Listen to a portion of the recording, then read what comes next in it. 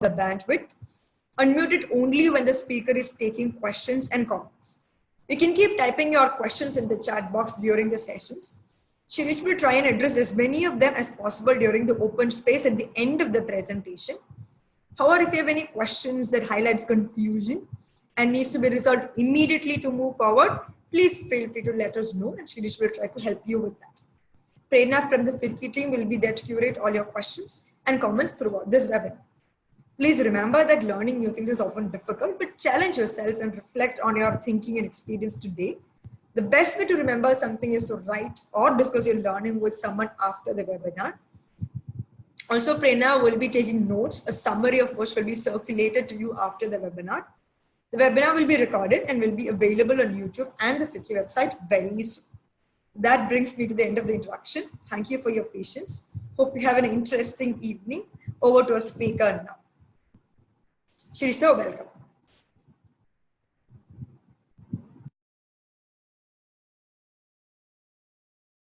You're on mute, so we're not able to hear.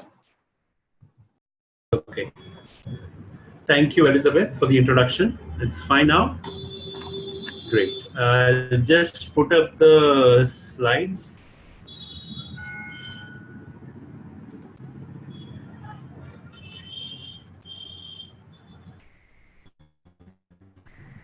A quick request to everyone, please keep your mic on mute so that we can clearly hear the speaker.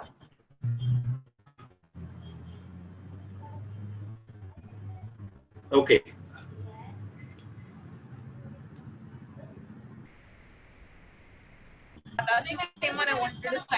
Welcome. I'm very happy to. All right. Am I audible, Elizabeth?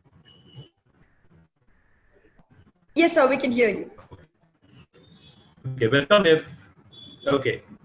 welcome everyone. I'm really happy that a lot of you have shown interest in understanding about sexuality, and many of you have also circulated question that also shows that you want to engage with this topic, which is already a very good sign.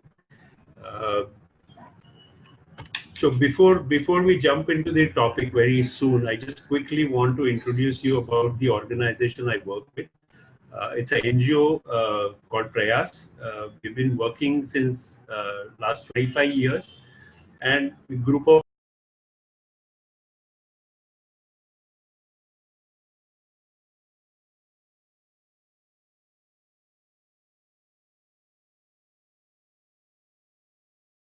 I think the speaker has just got disconnected.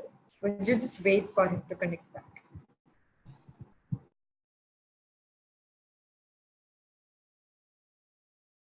Hello. Yes, sir, we can hear you now.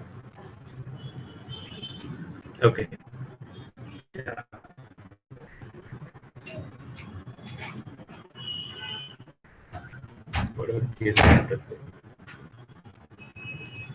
Okay.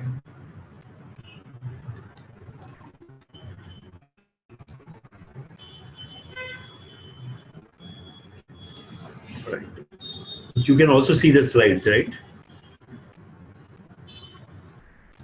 Not yet. Okay. We were able to see that before. Right now, we can't.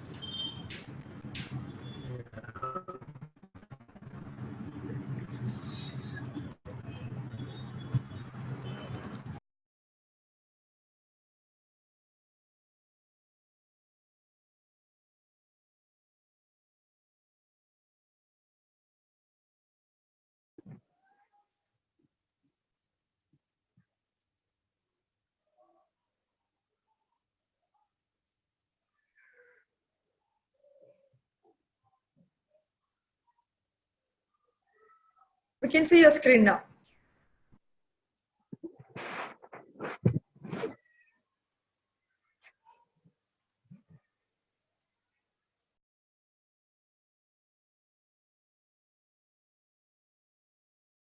Are you able to hear me? Your voice is breaking a bit, but we can hear you, and we can also see the screen. Okay, okay, all right. Let's continue. Hope the technology will support us. Yeah. So I was just talking about briefly about Prayas, and the health group of Prayas has been working on several issues, mostly on HIV, sexual and reproductive health related issues, preventive oncology, which is prevention of cancers, mostly cancers related to health, reproductive health, and environmental health. Uh, so the talk that is that we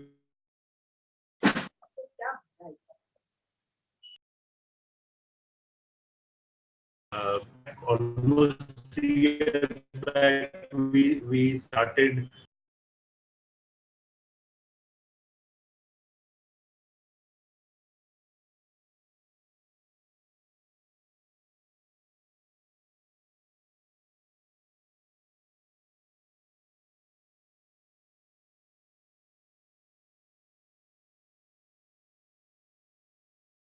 I think there is some technical issue from the end. We'll just display the speaker for connection. Yeah. We apologize for this confusion.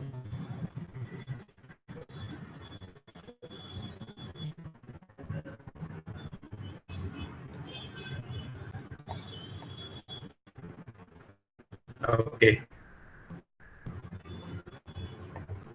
Are the slides visible? So we can hear you now, but we can't see the slides. Oh.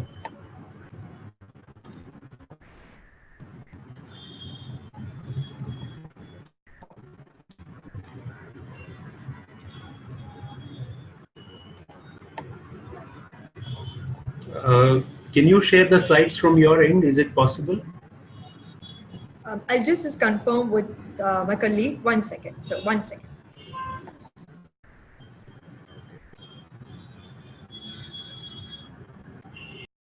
Yes, so Prerna will be sharing the screen now. Just give us 1 minute.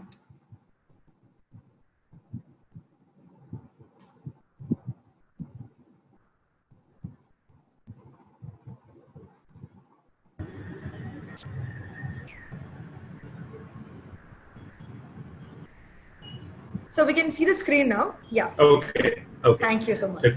All right. Okay. If you can go to the next slide. Yeah. So these are the areas in which Prayas Health Group has been working for quite some time. And I was talking about, next slide, about the research project that we recently did with young people called Youth in Transition. Go to the next slide, please. Yes.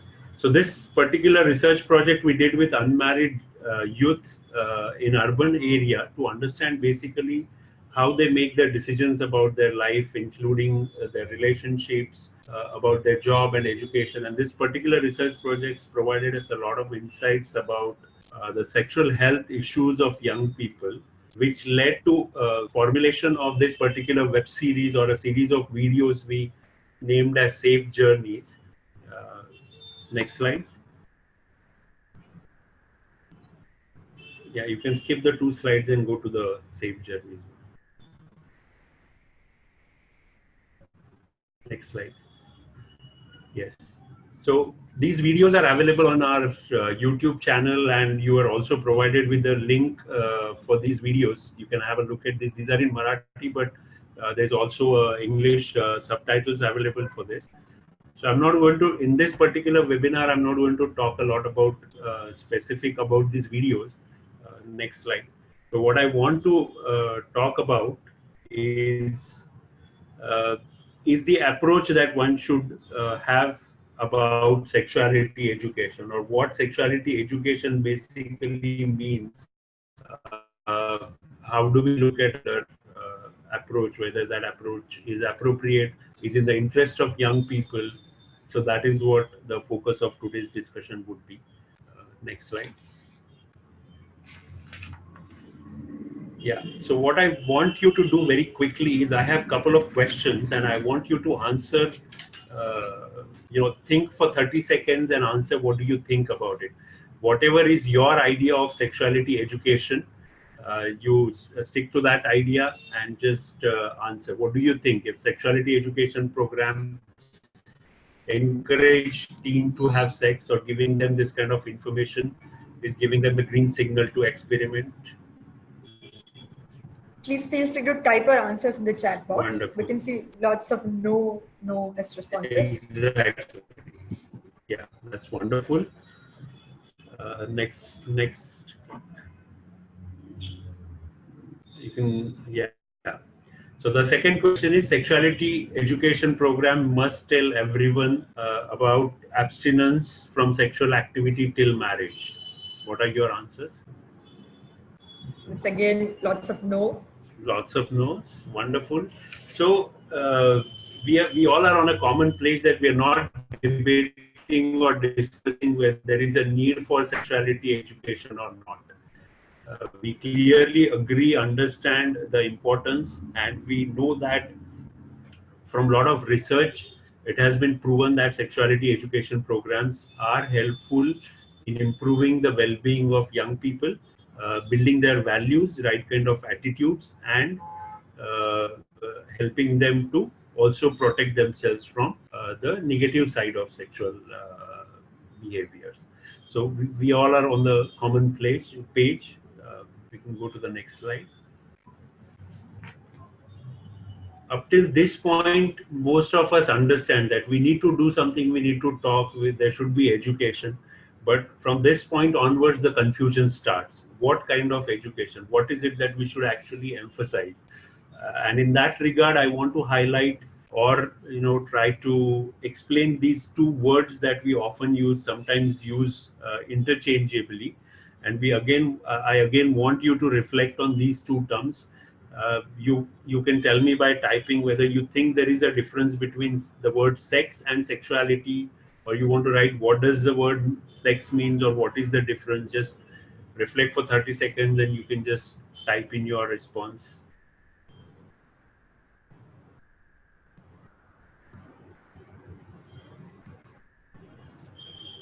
You can type in your responses in the chat box.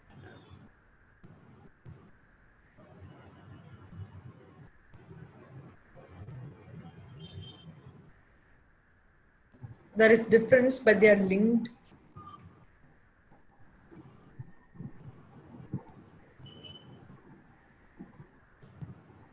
All right.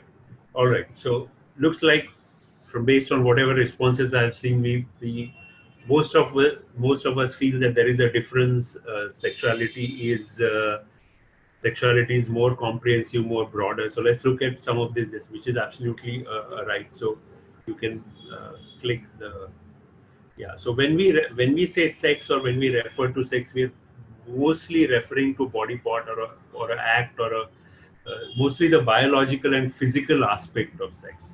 But when we talk about sexuality, we are talking about much more comprehensive idea, or something that defines we as humans, including our thoughts, fantasies, desires, beliefs, attitude, gender roles, sexual identities, how we express it. So much more comprehensive aspect of sexuality. So it's not just a narrow part of sex. And this understanding this distinction is very important. I mean, one might ask, next slide, that okay, what is the big difference whether we call it sex or we call it sexuality? How does it going to make a difference?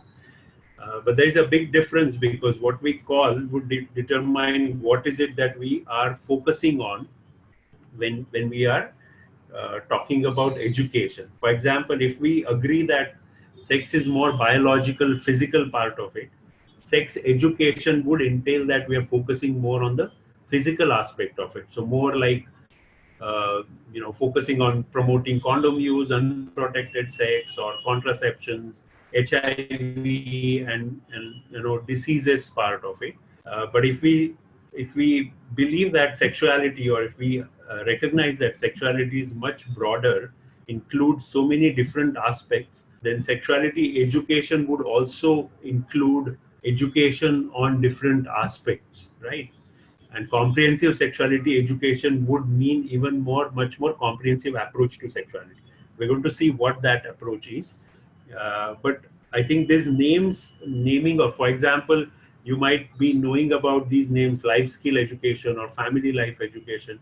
where you clearly see that there is an effort to avoid using the word sex or sexuality when linking it with education, to basically avoid the stigma that comes with the sex. But if we believe that we need to talk about it and we need to openly talk about it, I think it's a high time that we should also call spade a spade. So let's call sexuality education a sexuality education.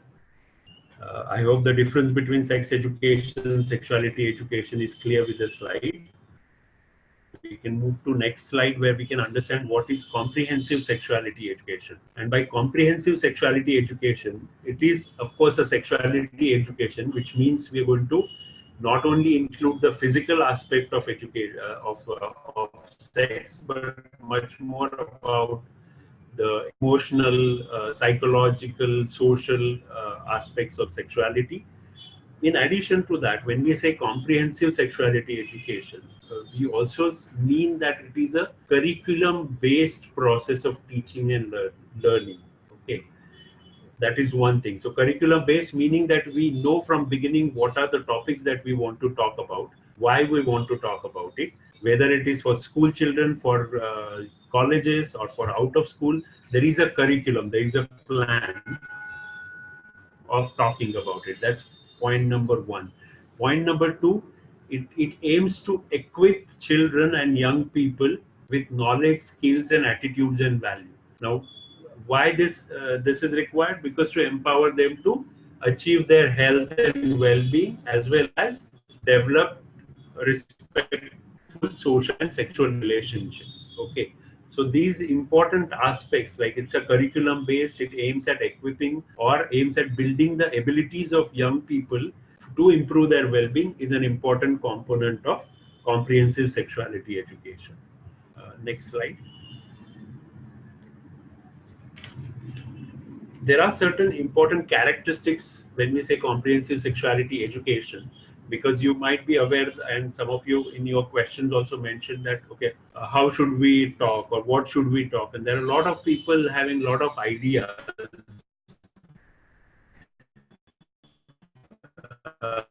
in which sexuality things are inappropriate to say or should not be said. So when we say comprehensive sexuality education, one of the important stand we take is that is some of these essential characteristics. For example, it is scientifically accurate. So science is the backbone or the founding pillar. Now, by incremental, what is meant by is that, like any other education, it builds on the knowledge that was given previously. So you introduce certain concepts to young people. You introduce more complexities as they grow up. So it's incremental in nature. Of course, it's appropriate to age as well as the understanding of a particular person. We discussed that it is curriculum based. It is of course comprehensive, and it's based on human right, rather than taking an approach whether it is culturally appropriate, whether it is sanctioned in the religion or not. The approach that comprehensive sexuality education takes is a human rights approach. So these are very essential characteristics of a comprehensive sexuality education. Now, one might wonder, if someone wants to do a comprehensive sexuality education in the school or college, how the curriculum would look like. What are the topics or what are the issues that one needs to talk to in order to deliver a comprehensive sexuality education.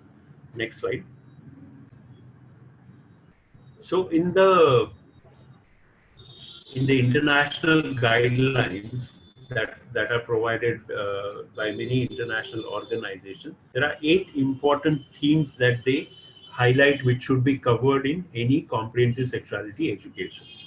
For example, relationship. And now you have to remember that all these things are incremental. So you introduce these concepts at the beginning, and then you build upon these concepts as the children age, right? So there should be discussion on relationship. For example, relationship with family members, relationship with peers, relationship, friends, best friends, girlfriend, boyfriend.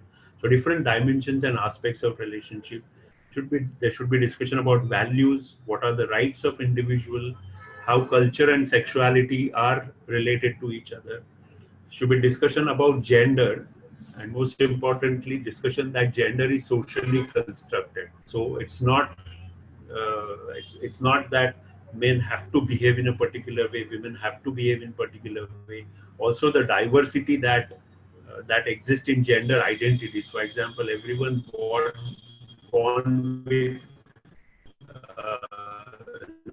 biologically male need not be a man, need not have different than the physical sexual characteristics that a person has.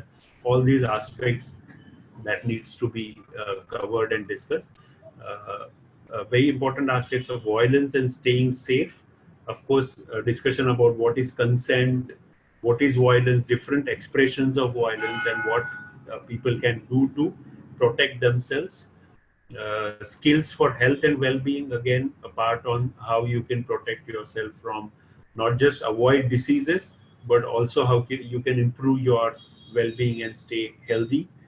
There should be discussion about human body, so the anatomy, the physiology, how body develops, and with age how changes happens in the body.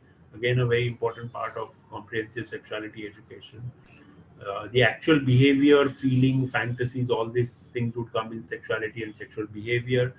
And then certain sexual and reproductive health issues like contraception, pregnancy, how the babies are born, and things like that. So this roughly is how a comprehensive sexuality education curriculum would look like. These would be the things that would be expected to be covered in this module of comprehensive sexuality education. Next slide.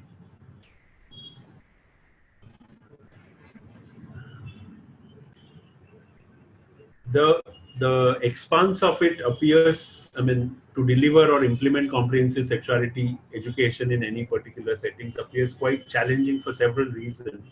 A lot of the time, educators feel that they don't have enough training or skills to talk about it. There are no human resources. They're already overburdened with the commitments. Many of the time, that there's also personal discomfort about the topic. So how can we talk about such tabooed or sensitive topic? Because we are also part of the same society, same culture. Uh, to some extent, to address these issues, there are people who have developed certain tools to make this process easier.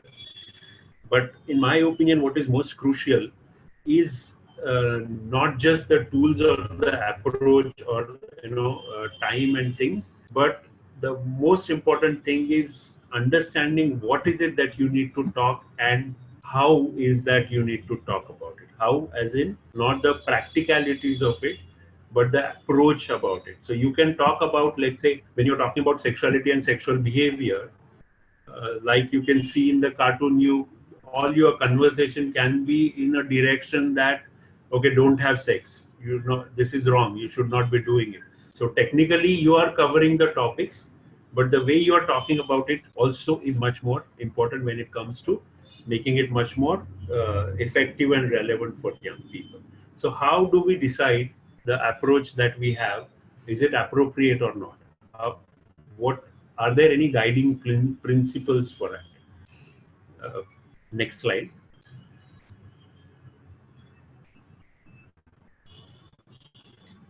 So there are 4 important guiding principles I thought would be important for you to assess not just the videos of Safe Journey, but any material that you come across.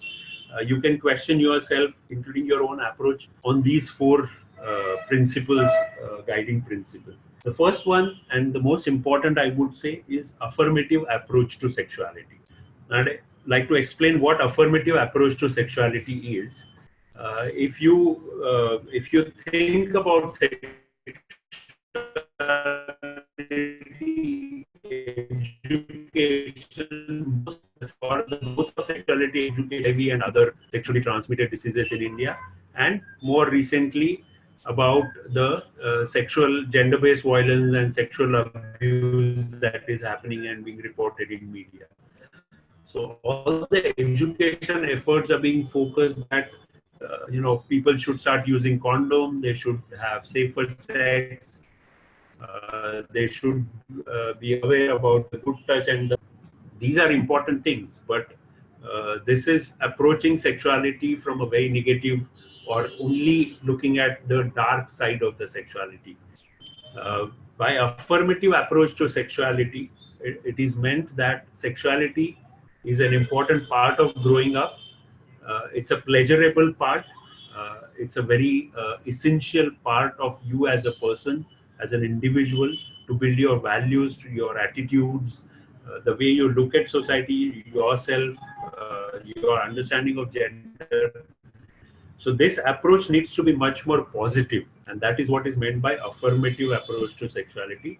So not only focusing on prevention of diseases and prevention of abuse, but approaching the issue of sexuality from much more positive side, and from a point of view that it is an essential component of growing up and a pleasurable part of growing up. Also acknowledging diversity of values and choices that other people have in their expressions, in their identities, should be gender sensitive. And by gender sensitive, I don't mean only binaries of gender like man and women, but sensitive to all kinds of gender expressions, and should not perpetuate any stereotypes, and should be non-judgmental, so refrain from imposing their own values. So you can use these principles to assess your own approach, or to assess any approach in any sexuality education material that you come across, to understand whether this is a good enough material for me to use or not use it.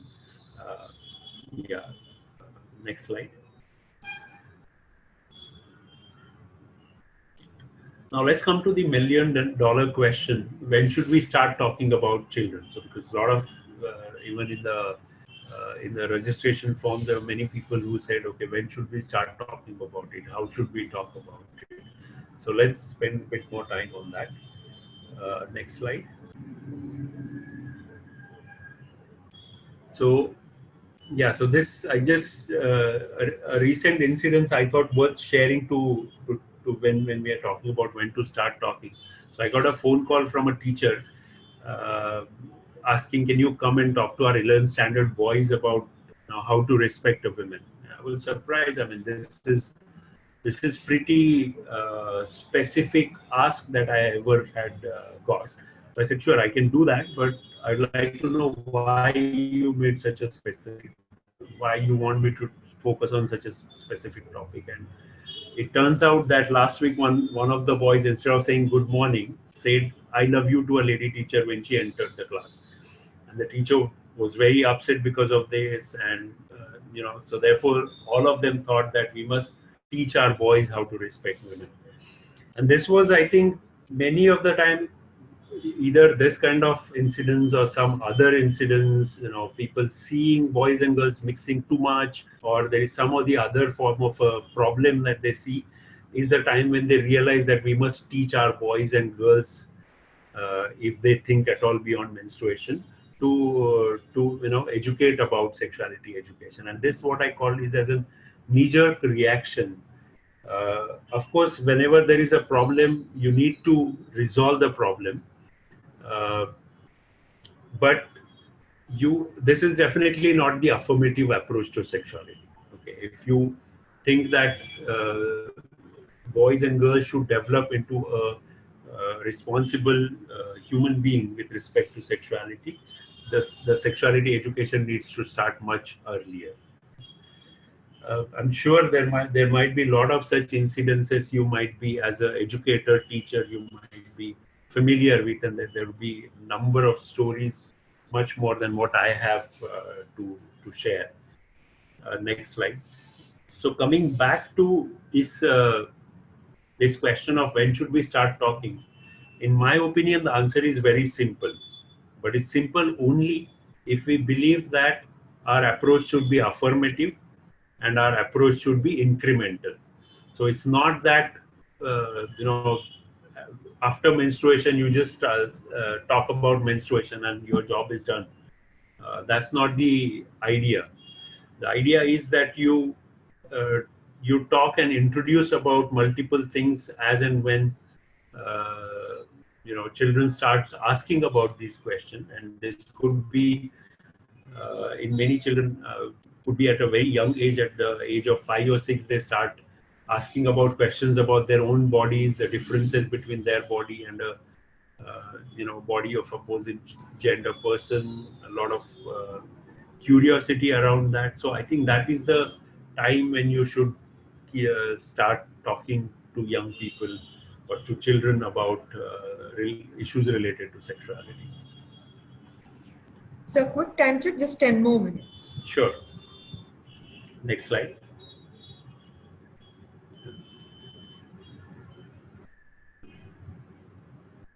Yeah.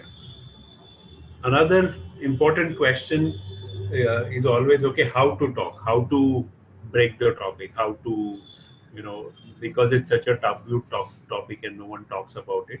Of course, it's not very comfortable to talk, but there are no ready-made answers. There are no magic bullets. Uh, what are essential principles or general pointers when you're thinking of talking about sexuality to children, particularly in the school context, is what I thought I would list. Uh, it is important to prepare, it's like teaching any other subject or topic. It's important to prepare, get trained, build your capacities, make sure that you have scientifically accurate information, reflect about your own values and beliefs about sexuality, be open and non-judgmental, ensure confidentiality, maintain boundaries, and protect rights. So these are the essential important, and most important I think is do not freak out. Just 2 days back, a mother came to me to talk about a situation. She was really worried.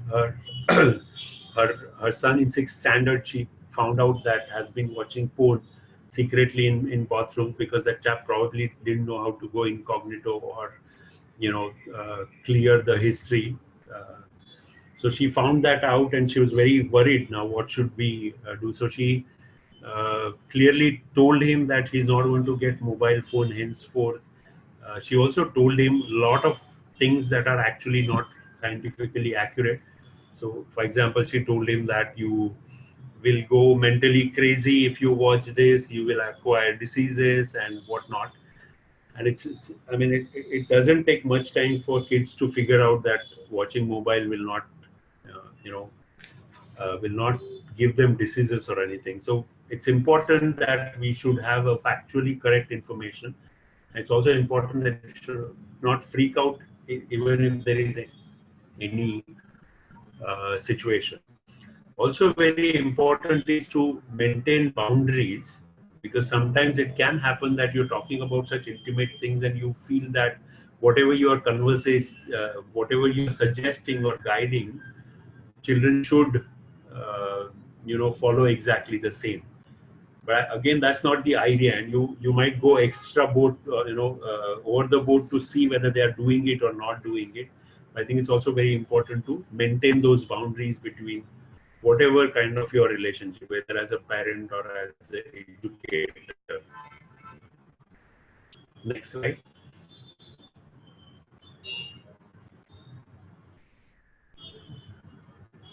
There are, of course, certain tools that you can use which can facilitate your conversation with the child. It could be images, drawings, diagrams, audio-visual material, and sometimes you can also use the news that keeps on coming in. Everyday newspaper, there are news about sexuality, whether it is about Me Too campaign, honor killing, child sexual abuse, or love relationship and abuse within those relationships. So all these can be an opportunities to initiate conversation with young people and give them, based on, of course, their understanding, their age, provide them appropriate information about different aspects or different components of sexuality education. The image on the right side is just to show that at Prayas we had compiled India-specific audio-visual material which is related to sexual health. So covering different topics, right from menstruation to masturbation or growing up issues and all. And this is available on our website for free download, which provides different resources for sexuality education. Next slide. Yeah, I think this is my last slide. So what if you're an educator and if you're thinking of doing sexuality education in your school, I thought there could be some pointers for you to assess following things as a preparedness to initiate sexuality education. And the first one is competence. So whoever is going to provide sexuality education, teachers, educators, or whoever, are they competent to do that? So by competence, I mean so many things, not just the technical knowledge of what to talk, but the communication skills, their reflection of their own values about sexuality, their own judgments about things. Can they be really non-judgmental in different situations? So all these things would come under competence. So that's very important that whoever is talking is competent enough to deliver that education or that module. Second is cooperation. So cooperation from institution also, so institution heads, other people, other teachers, parents, are they cooperative enough? Because without that cooperation, you might just face a lot of resistance from them to deliver, and then it cannot go the way it should go in terms of becoming comprehensive, taking more affirmative approach to sexuality. So cooperation is also very important. Third is curriculum. So it's very important to design a curriculum. What are the things that you need to talk at what age, how you're going to cover it, who will be included. All these components should be there in the curriculum. So there should be a curriculum design for education, and there should also be some collaboration. Uh, uh, there should be some collaboration with organizations in case you need anything. For example, you're delivering sexuality education and you come to know that there are children who are being abused at home or in other contexts.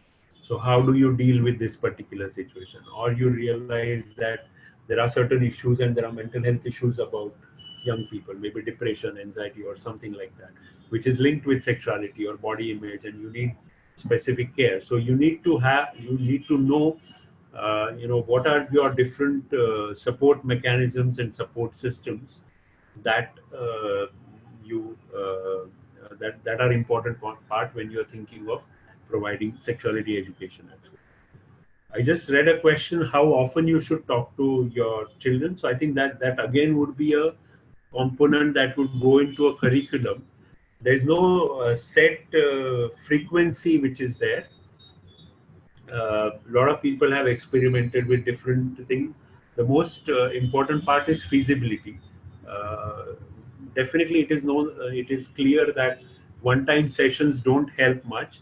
So there has to be a continuation. There has to be a continuation in terms of the age gradation. For example, if you're doing a lecture in fifth grade to introduce basic concepts and the language and everything, then as the grade progresses, you would increase more complexity or add new topics to it. So long as you're able to cover comprehensively the issues that we discussed, the frequency need to be decided based on the feasibility of what is possible, what is not possible in a given context. So that's in a nutshell from my side about a very quick introduction to comprehensive sexuality education. This was just to orient you about the concepts. We have also shared some resources. For example, Safe Journeys videos are there along with the text, but there are also two papers, two reports that we shared, which much more idea about how to go about it. So next slide, if there are questions, we take that. So if you have any questions, please feel free to type it in the chat box. We have one question. Is it right to talk about menstrual cycle with son when he asks questions when his elder sister attends age?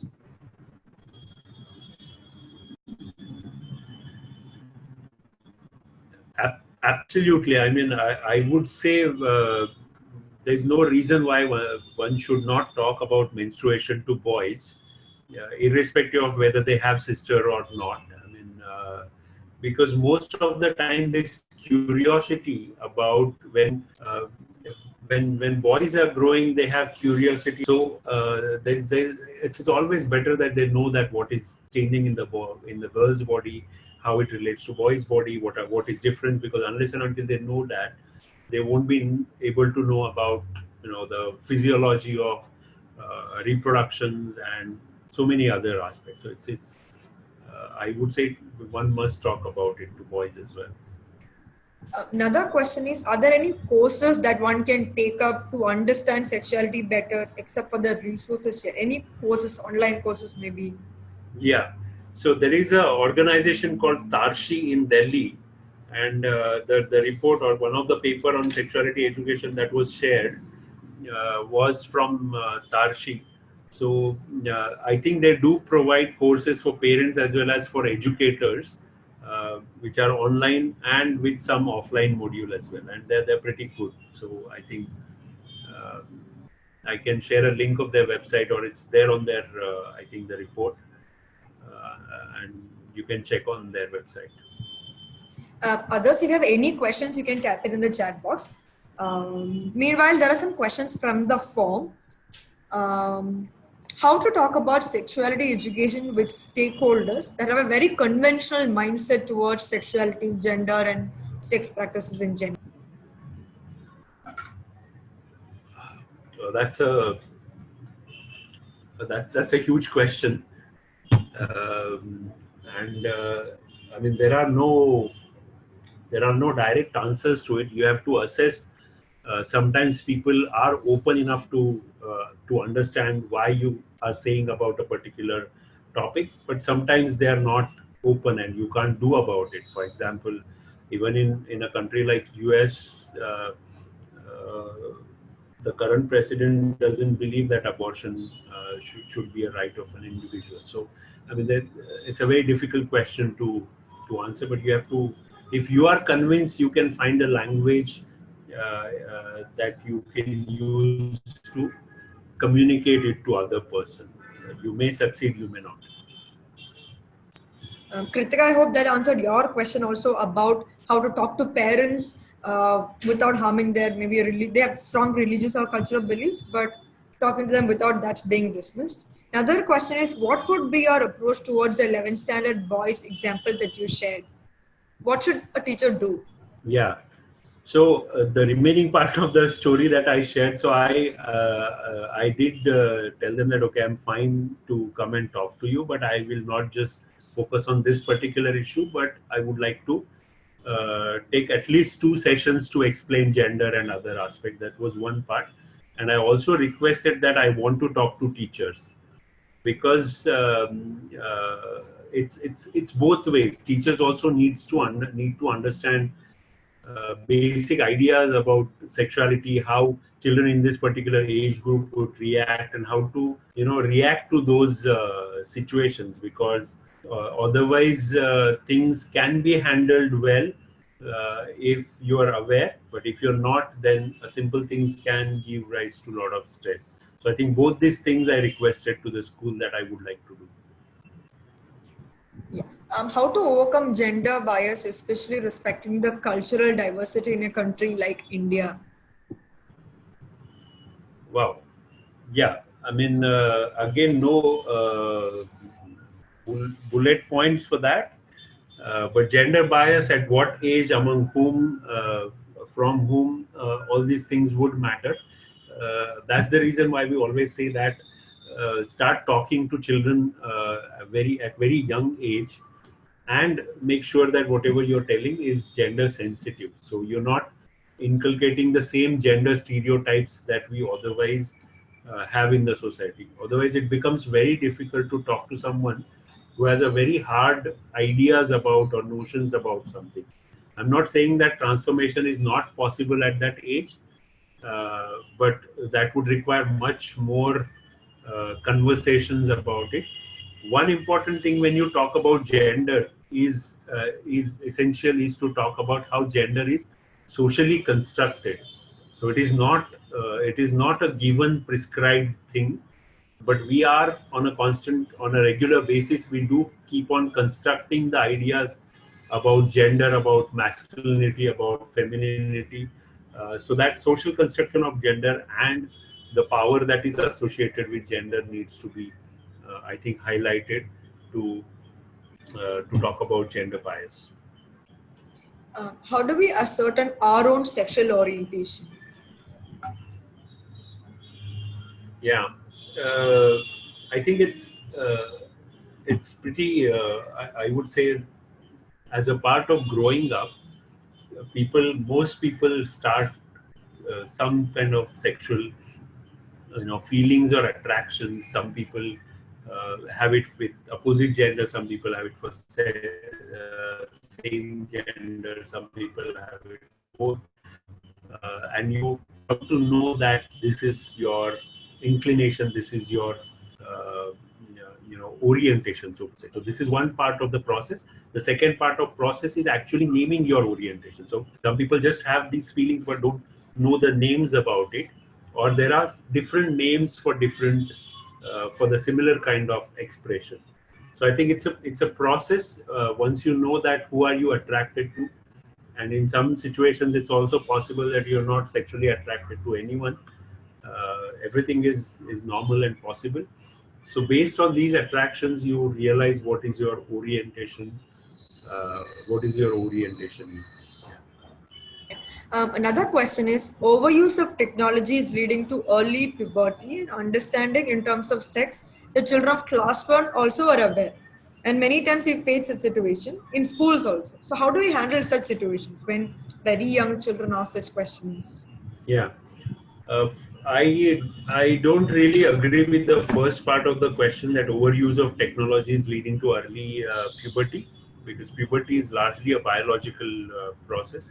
Like when one starts a puberty, other biological factors like good nutrition, diet, and other things can lead to early puberty compared to their generation, but definitely not overuse of technology. But I agree with the part of the question that because of the technology, lot of young kids are also asking questions without knowing what they're asking, or what those words mean and all. And my simple response to it would be, you just explain them matter of factly and scientifically accurate information, provided that they are at least old enough to understand what you're saying. So if you're really talking to someone like in first standard, it has to be a very simple thing, which the kid from the first standard can assimilate. Okay. So what I want to stress is, don't discard these questions, is the point. How you have to talk about is based on what is the level of understanding of that particular person. But don't just say that, okay, you will know about it when you grow up, because that will never, help the person to remove the curiosity. Children ask questions related to transgender. So how do we explain this to them? Yeah. So if you talk to them about gender, and if you talk to them about gender identity as a matter of choice, of the entire spectrum. For example, you are man because you chose to call yourself a man, or a woman, or a girl, or a boy. In the same way, there are people who don't feel that they are either man or a woman, they feel that they are transgender. So I think if you explain the whole spectrum, then there is nothing specific about transgender that you need to explain. The basic idea is that you explain gender and gender identity as concepts, which will take care of it. Another question is, how do we work with parents while teaching sexuality in school? Because they are also like important stakeholders. How do Yeah. we work with them? Yeah, that's also a very good question, because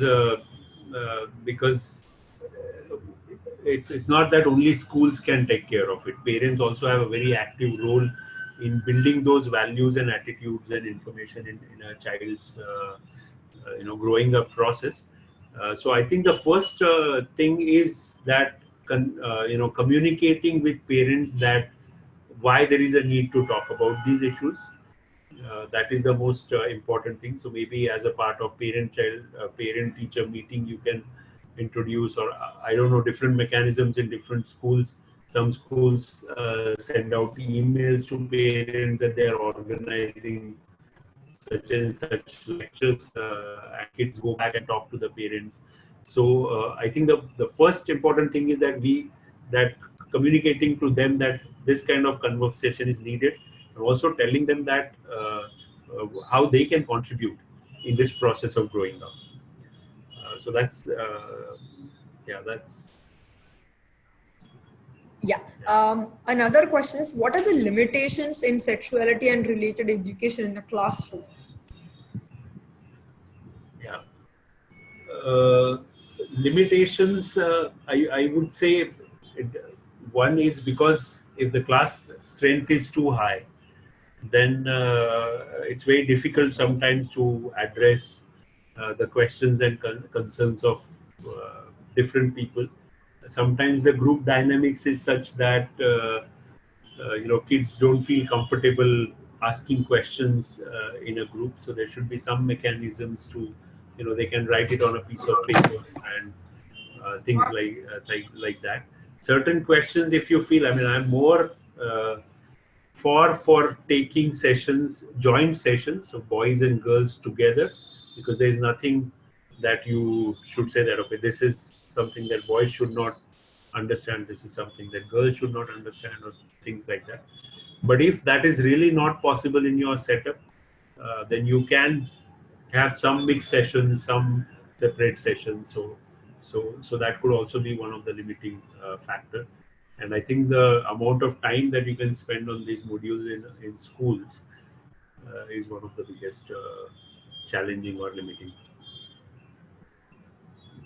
Rohini is asking a question. I have clear idea about sexuality education, but we need authentic information about it. Can you please share that? Rohini, if you can explain the question a bit more clearly, you can unmute and just ask the question.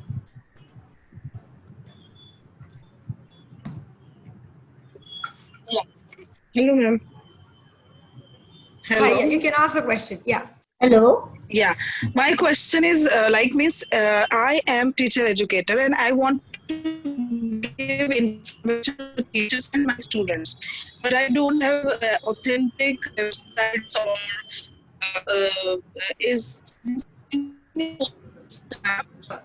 Rohini, your voice is breaking. Yeah. We're not able to hear you clearly.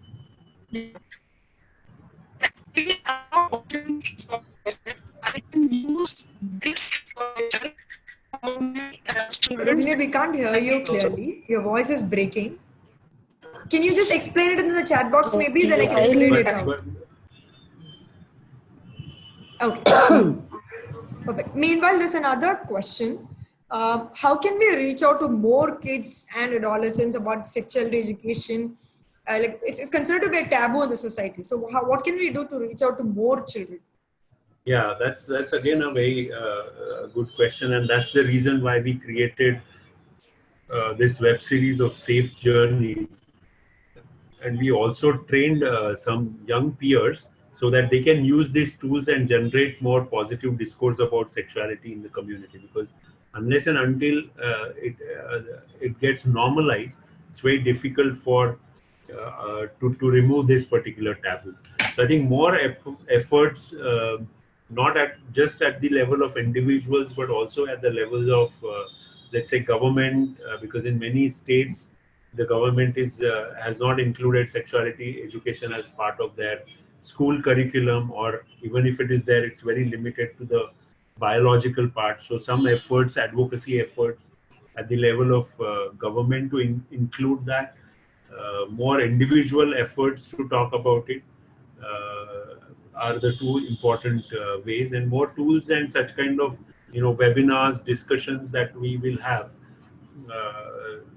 we will be able to reach out to more audiences. Another question is, what are some challenges that you faced while conducting training sessions for young adults, adolescent students?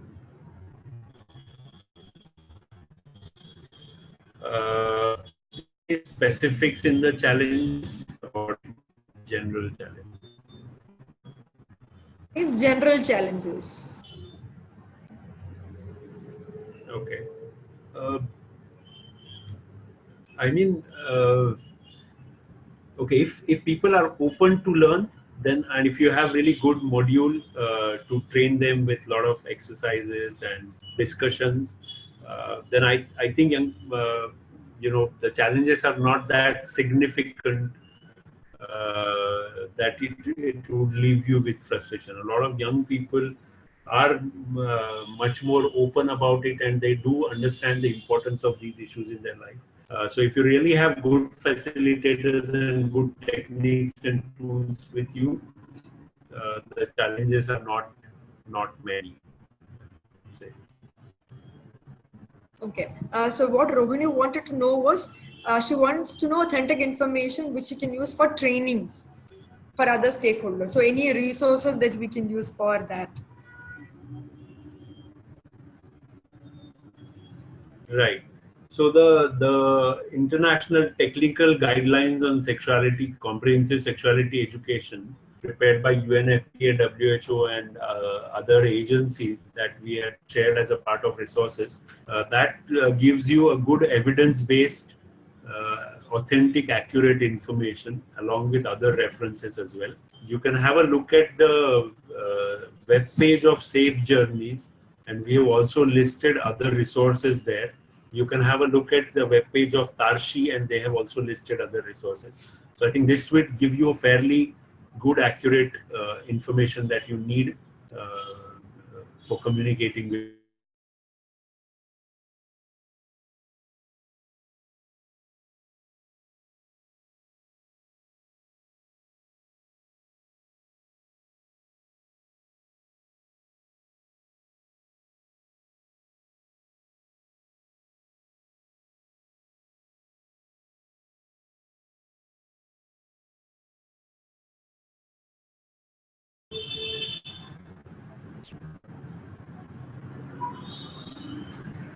Can you hear us?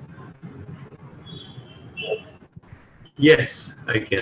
Okay, okay, perfect. Yeah. So that's almost bringing us to the end of this webinar. Thank you, sirs. Thank you so much for joining and explain all these things. Can you share like your feedback or your thoughts about this webinar today?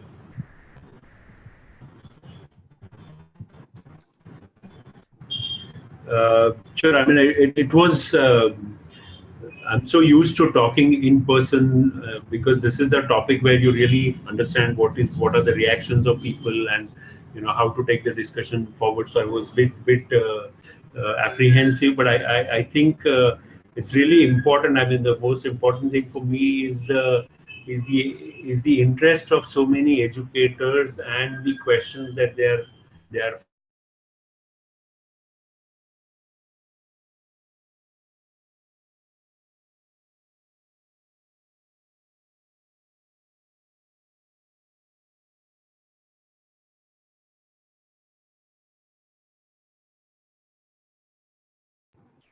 I think there is a tech. Yeah. uh, It's been on. okay. Looks like So, Zoom doesn't want me to talk. but sir, thank you so much for joining this webinar and sharing all this information. And I would like to thank all the participants also. We'll be sharing all these resources and a recording of this with you guys. And also, please take some time to give feedback on this. In the chat box, you've sent a feedback form. So please take some time to fill that.